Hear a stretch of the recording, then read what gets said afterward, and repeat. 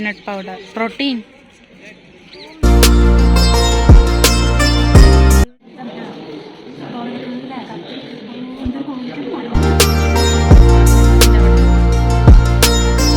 Hello guys, welcome back to another episode of മുസ് studio. അപ്പോൾ നമ്മളിപ്പോൾ പോയിക്കൊണ്ടിരിക്കുന്നത് ആഗ്ര ഫോർട്ട് കാണാൻ വേണ്ടിയിട്ടാണ് കേട്ടോ.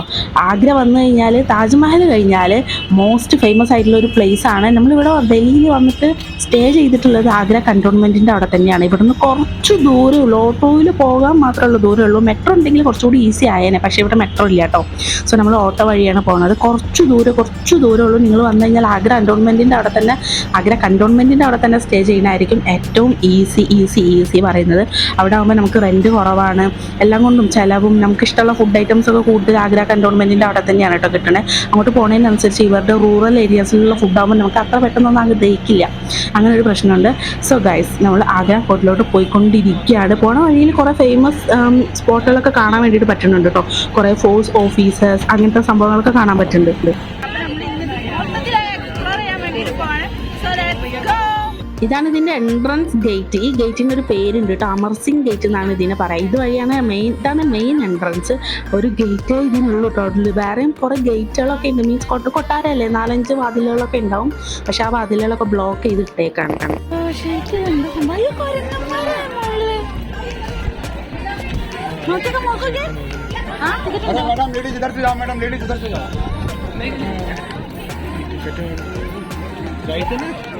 സോറി ഗൈസ്, നമ്മൾ ടിക്കറ്റ് എടുത്തിട്ടില്ല. നമുക്ക് ടിക്കറ്റ് എടുക്കണം കേട്ടോ. നമ്മൾ കയറി വന്ന എൻട്രൻസിൻ്റെ അവിടെ തന്നെയാണ് ടിക്കറ്റ് കൊടുക്കുന്ന ബുക്കിംഗ് കൗണ്ടർ. സോ നമുക്ക് 2 ടിക്കറ്റ് എടുത്തതിന് ശേഷം എൻ്റർ ചെയ്യാം.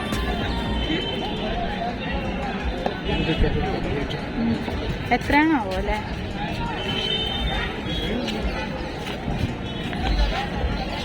നമ്മൾ കയറി വന്ന ഗേറ്റിൻ്റെ ഗേറ്റിൻ്റെ അവിടെ തന്നെയായിരുന്നു ടിക്കറ്റ് കൗണ്ടർ. പക്ഷെ കണ്ടിട്ടുണ്ടായിരുന്നില്ല, കാരണം നമ്മൾ കയറി വരുന്ന എൻട്രൻസ് ആ പാത്വേയുടെ അവിടെ നിന്ന് കുറച്ച് മാറിയിട്ടാണ് ടിക്കറ്റ് കൗണ്ടർ എടുക്കുന്നത്. അപ്പം നമുക്ക് 2 ടിക്കറ്റ് എടുത്തിട്ട് പോവാട്ടോ. 45 രൂപയാണ് കേട്ടോ. 40 + 5 for AC. ട്രൈപോഡ് നമുക്ക് ഇവിടെ കൊടുക്കാം കേട്ടോ. ട്രൈപോഡ് അകത്തേക്ക് കയറ്റി വിടില്ല. ട്രൈപോഡ് കാരണമാണ് കൂടുതലും എനിക്ക് പണി കിട്ടുന്നത്. സോ ഇവിടെ വെക്കണമെന്നുണ്ടെങ്കിൽ കുറച്ചുകൂടി സേഫ് ആയിരിക്കും. ഇവരുടെ തന്നെ ക്ലോക്ക് റൂം ആയതുകൊണ്ട് നമുക്കൊരു ടോക്കൺ തരും. അങ്ങനെ ആകുമ്പോൾ നമുക്ക് കുറച്ചുകൂടി സേഫ് ആണല്ലോ. അപ്പം നമുക്ക് ഇവിടെ വെച്ചിട്ട് പോവാട്ടോ. അതാകുമ്പോൾ നമുക്ക് തിരിച്ചു വരുമ്പോൾ എടുത്താൽ മതി. ബാഗൊന്നും ഞാൻ കരുതിയിട്ടില്ല, ട്രൈപോഡ് മാത്രമേ എടുത്തിട്ടുള്ളൂ. എൻ്റെ ട്രൈപോഡിൽ നമ്പർ ഇട്ട് ഗൈസ്, അവർ 508.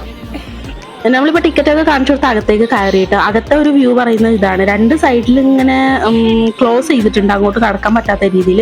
നേരെ കാണുന്ന ഗേറ്റ് വഴി വേണം കയറാൻ. എപ്പോ എത്തി ഇവിടെ? റൂം എവിടെ എടുത്തേ? ആണോ? ഞങ്ങളിപ്പോ വന്നേ ഉള്ളൂ. ആ ശരി. അമർസിംഗ് ഗേറ്റ് വഴിയാണ് നമ്മൾ ഇതിലേക്ക് കടന്നു വന്നിട്ടുള്ളത്. ഇനി ഒരു ഗേറ്റ് കൂടി ഉണ്ട്, അതുകൂടി കടന്നാലായിരിക്കും ഇതിൻ്റെ അകത്തുള്ള കറക്റ്റ് ആയിട്ടുള്ള ഒരു വ്യൂ നമുക്ക് കിട്ടാൻ വേണ്ടിയിട്ട് പോണത്. 2 സൈഡിലേക്കും നമുക്ക് എൻട്രൻസ് ഇല്ല കേട്ടോ. ഇപ്പം നിൽക്കുന്ന അവിടുത്തെ 2 സൈഡിലേക്കും നമുക്ക് എൻട്രൻസ് ഇല്ല, അവിടെ ബ്ലോക്ക്ഡ് ആണ്.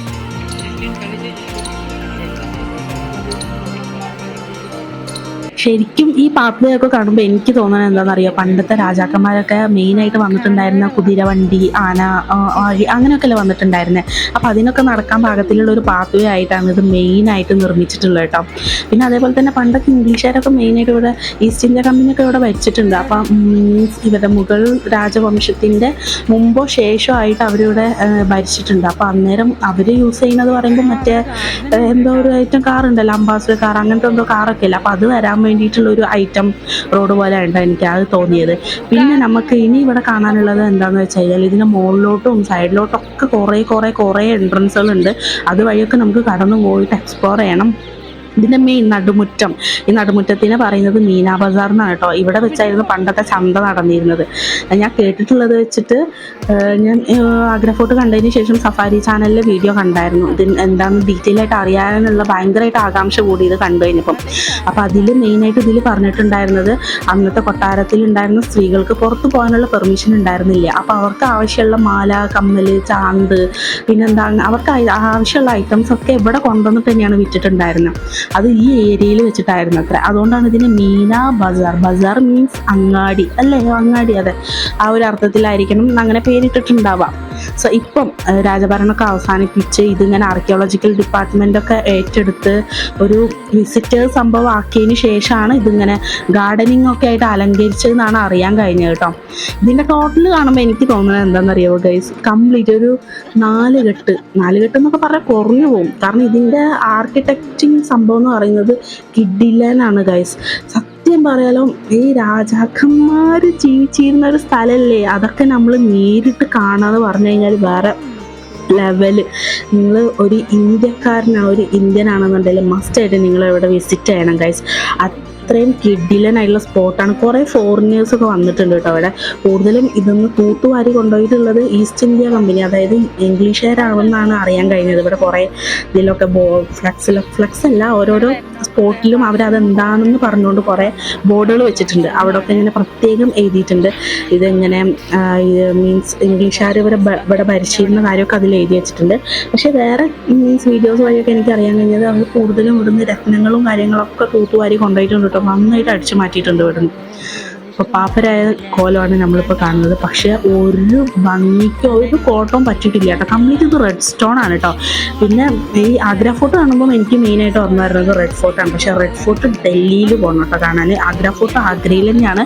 നിങ്ങൾ ആഗ്രയിൽ വന്നു കഴിഞ്ഞാൽ താജ്മഹൽ കണ്ടു കഴിഞ്ഞാൽ നെക്സ്റ്റ് ആയിട്ട് മോസ്റ്റ് ഫേമസ് ആയിട്ടുള്ളൊരു സ്പോട്ടാണ് ഇത് ആഗ്ര ഫോർട്ട്. സോ ഗൈസ്, ഇതെന്താണെന്ന് ഞാൻ പറഞ്ഞുതരാം. ഇത് ബാത്ത് ടബാണ്. അന്നത്തെ കാലത്ത് ജഹാംഗീർ ചക്രവർത്തി കുളിക്കാൻ യൂസ് ചെയ്തിരുന്ന ബാത്ത് ടബ്. ഇത്ര വലിയ. അണ്ണാനെ ഫുഡ് കൊടുക്കണം. എന്ത് food? Biscuit powder, peanut powder, protein.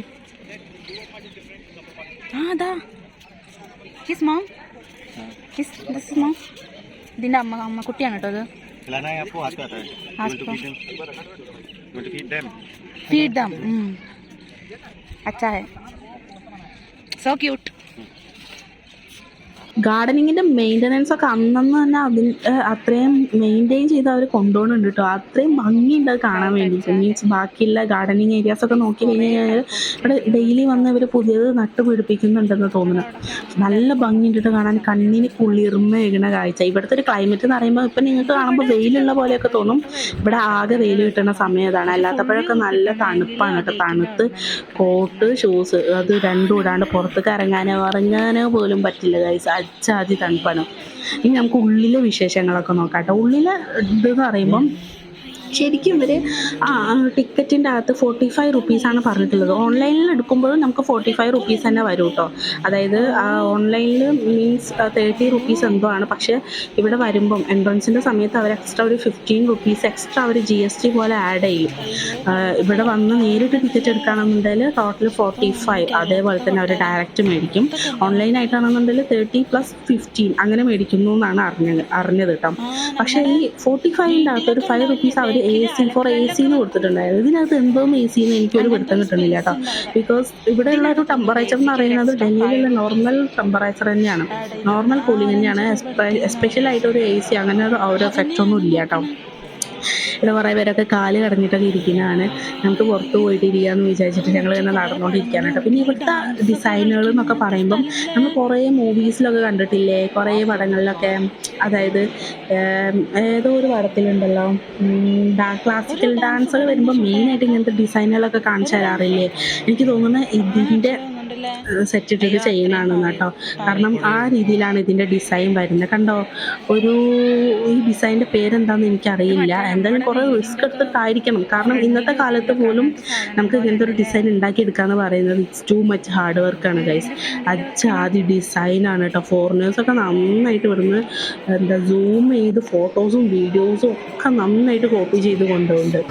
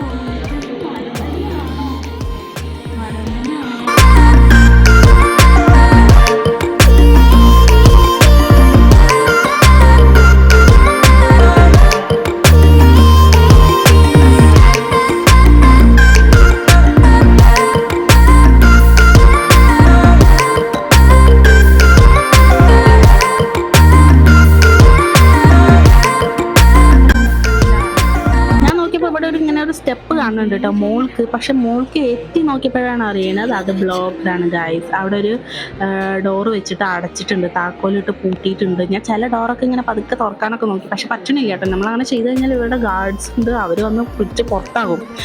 അങ്ങനെ ഒരു പ്രശ്നമുണ്ട്. സോ നമ്മൾ അതിൽ കൂടുതൽ ഉഴപ്പാനൊന്നും നിന്നില്ല. ഞാൻ ഈ ഒരു ഡിസൈൻ ഉണ്ട്, ഈ ഡിസൈൻ കണ്ടോ, ഈ സെയിം ഡിസൈൻ തന്നെയാണ് കേട്ടോ താജ്മഹലിൻ്റെ പുറത്തും വരുന്നത്. എന്തായാലും അങ്ങനെ സാദൃശ്യം എന്തായാലും ഉണ്ടാവുമല്ലോ, കാരണം രണ്ടും ഉണ്ടാക്കിയിരിക്കുന്നത് ഒരേ രാജവംശത്തിലുള്ള ആൾക്കാരല്ലേ. ഇത് ഉണ്ടാക്കിയത് അക്ബർ ചക്രവർത്തിയാണ് കേട്ടോ, താജ്മഹൽ ഉണ്ടാക്കിയത് ഷാജഹാൻ ചക്രവർത്തി. See the difference guys. ഇനി നമുക്ക് എന്താ മെയിനായിട്ട് കാണാനുള്ളതാ, ഇതിൽ കൂടെ നോക്കിയാൽ താജ്മഹൽ കാണാൻ വേണ്ടിയിട്ട് പറ്റും. ഇതിൻ്റെ മെയിനായിട്ടുള്ള പ്രത്യേകത അതാണ് കേട്ടോ. ഇതിൻ്റെ ചില വിൻഡോസ്, അതായത് ദർവാസും അതിൽ കൂടെ നോക്കിക്കഴിഞ്ഞാൽ താജ്മഹൽ നന്നായിട്ട് സ്പോട്ട് ചെയ്യാൻ വേണ്ടിയിട്ട് പറ്റുന്നുണ്ട്. നല്ല കിഡിലും മസ്റ്റും വാച്ചിങ് ആയിട്ടാണ് ഗൈസ്. നിങ്ങളിവിടെ വന്നു കഴിഞ്ഞാൽ ഈ വിൻഡോ കൂടെ ജസ്റ്റ് ഒന്ന് എത്തി നോക്കാം കേട്ടോ. എത്തി നോക്കുക മീൻസ് ഏന്തി നോക്കാനല്ല, ജസ്റ്റ് ഒന്ന് നോക്കുക. നല്ല കിഡിലനായിട്ടുള്ള വ്യൂ കിട്ടുന്നുണ്ട്. പിന്നെ ഇവിടെ എന്നൊക്കെ പറഞ്ഞു കഴിഞ്ഞാൽ നിങ്ങൾ മസ്റ്റ് വിസിറ്റ് ഗൈസ്. ഒരിക്കലും മിസ്സാക്കരുതെന്ന് പറഞ്ഞാൽ മിസ്സാക്കരുത്. അജാതി സ്പോട്ടാണിത്.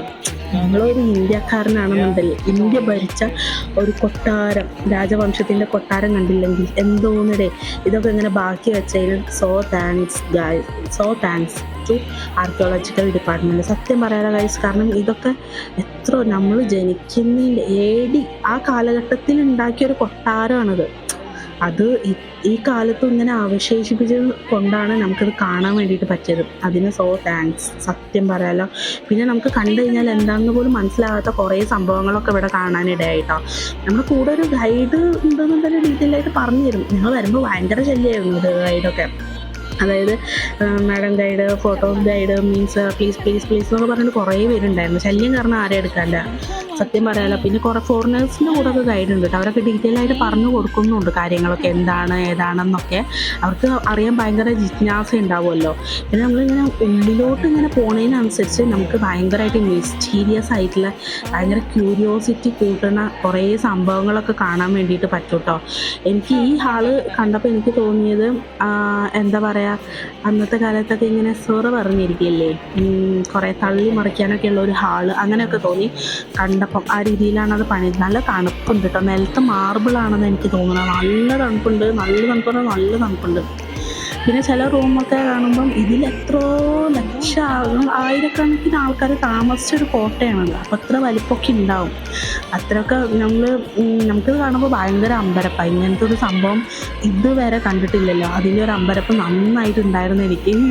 ബിക്കോസ് ഇനി നമ്മുടെ നേരെ കാണുന്ന ആ ഒരു സംഭവം കണ്ടോ, ഇവിടെ നിന്ന് കഴിഞ്ഞാലും അങ്ങ് താജ്മഹൽ നമുക്ക് കാണാൻ വേണ്ടിയിട്ട് പറ്റും. താജ്മഹലും ആ സൈഡിൽ കൂടെ ഒഴുകുന്ന യമുനാ നദി, അതും നമുക്ക് ഇവിടെ നിന്നാൽ കാണാൻ വേണ്ടിയിട്ട് പറ്റും കേട്ടോ.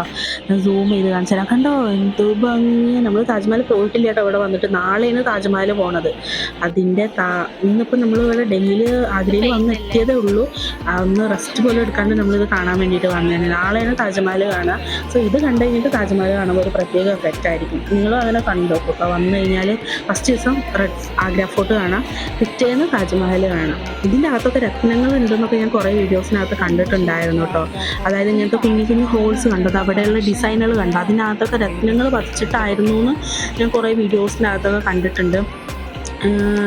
ഷാജഹാൻ ചക്രവർത്തി മരിക്കാൻ നേരത്ത് ഈ ഒരു ഇതിനകത്താണ് തടവറയിൽ ഇട്ടിട്ടുണ്ടായിരുന്നത്. അതും സ്വന്തം മകൻ വഴി, ഔറംഗസീബ് വഴി ഈ കൊട്ടാരത്തിലാണ് തടവറയിൽ കഴിഞ്ഞിരുന്നത്. അതും എന്താ പറയുക, താൻ നിർമ്മിച്ച താജ്മഹൽ കണ്ടുകൊണ്ട് അതൊരു വല്ലാത്ത ഫീലാണല്ലേ. Oh my god. താജ്മഹൽ നിർമ്മിക്കാൻ തന്നെ 20 വർഷം എടുത്തിട്ടുണ്ട്. അപ്പോൾ ഇത് നിർമ്മിക്കാൻ എത്ര വർഷം എടുത്തു എന്നുള്ളത് നമുക്ക് ഊഹിക്കാവുന്നതേ ഉള്ളൂ. ഇവിടെ കുറേ നടുമുറ്റങ്ങളുണ്ട് കേട്ടോ. നടുമുറ്റങ്ങൾ മീൻസ് കൂടുതലും ബസാറുകൾ ആയിട്ടാണ് അവർ യൂസ് ചെയ്തിട്ടുണ്ടെന്നാണ് അറിയാൻ കഴിഞ്ഞത്. പിന്നെ നമ്മളിപ്പോൾ ഇവിടെ ഇരിക്കുകയാണ്, റെസ്റ്റ് എടുക്കുമ്പം കിട്ടുന്ന ഒരു വ്യൂ എന്ന് പറഞ്ഞു കഴിഞ്ഞാൽ ഇതാണ്. ഇത് വേറൊരു അകത്തളം. നേരത്തെ കാണിച്ചു തന്നത് വേറൊരു അകത്തളം. ടോട്ടൽ എത്ര അകത്തളം ഉണ്ട്? ഇത് വേറൊരു അകത്തളം. ടോട്ടൽ കുറേ അകത്തളങ്ങളുണ്ട് കേട്ടോ. കൂടുതലും അന്നൊന്നും ഇങ്ങനെ ആയിരുന്നില്ല. ഇവരിപ്പം ഭയങ്കരമായിട്ട് അപ്ഡേറ്റ് ചെയ്തു ഇത്. അതായത് ഗാർഡനിങ് ഇതൊക്കെ വെച്ചിട്ട് ഈ ബസാർ ഏരിയാസൊക്കെ നന്നായിട്ട് അപ്ഡേറ്റ് ചെയ്തിട്ടുണ്ട് കണ്ടോ. ഇങ്ങനെയൊക്കെ ഇവിടെയൊക്കെ നിറച്ച് റൂമുകളൊക്കെയാണ്. ഇനി ഈ ഒരു സംഭവം കണ്ടോ, ഇതാണ് ഈ സംഭവം. സെയിം സംഭവം താജ്മഹലിൻ്റെ അവിടെ ഉണ്ട് കേട്ടോ. ഈ സംഭവം എന്താണെന്ന് വെച്ച് കഴിഞ്ഞാൽ അവിടെ പേര് കൊടുത്തിട്ടുള്ളത് മസ്ജിദ് ആണെന്നാണ് കേട്ടോ. അതായത് കൊട്ടാരത്തിലെ അന്നത്തെ രാജാക്കന്മാർ നിസ്കരിക്കാനും ഇതിനൊക്കെ വേണ്ടിയിട്ട് യൂസ് ചെയ്തിട്ടുള്ള സ്ഥലമാണ്. അങ്ങോട്ട് എൻട്രൻസ് ഇല്ല കേട്ടോ, നമുക്ക് ഇവിടെ നിന്നിട്ടേ കാണാൻ വേണ്ടിയിട്ട് പറ്റുള്ളൂ. ഇത് എന്താണെന്ന് വെച്ച് കഴിഞ്ഞാൽ ഗൈഡൊക്കെ ഇങ്ങനെ പറഞ്ഞു കൊടുക്കുന്നുണ്ടായിരുന്നു. ഈ ഒരു സംഭവം കണ്ടോ ഗൈസ്, ഇവിടെ രത്നങ്ങളാണ്. ഇപ്പോഴും ഉണ്ട് കേട്ടോ. ചിലതൊന്നും ഇംഗ്ലീഷുകാർക്ക് മാന്തി കൊണ്ടുപോകാൻ വേണ്ടിയിട്ട് പറ്റിയിട്ടില്ല. ഇപ്പോഴും ഉണ്ട്. ചിലത് അവിടെ എക്സിസ്റ്റ് ചെയ്യുന്നുണ്ട്, ചിലതൊക്കെ കൂടുതലുണ്ട്. ഈ ഡിസൈനുകളൊക്കെ കണ്ടില്ലേ, ഇതിൻ്റെ അകത്തൊക്കെ നിറച്ച് രത്നങ്ങളും വൈരങ്ങളും അന്നത്തെ കാലത്തെ വജ്രങ്ങൾ. അതായത് ഇപ്പോഴും നമുക്ക് കണി കാണാൻ പോലും ഭാഗ്യമില്ലാത്ത ഐറ്റംസ് ഒക്കെ ആയിരുന്നു.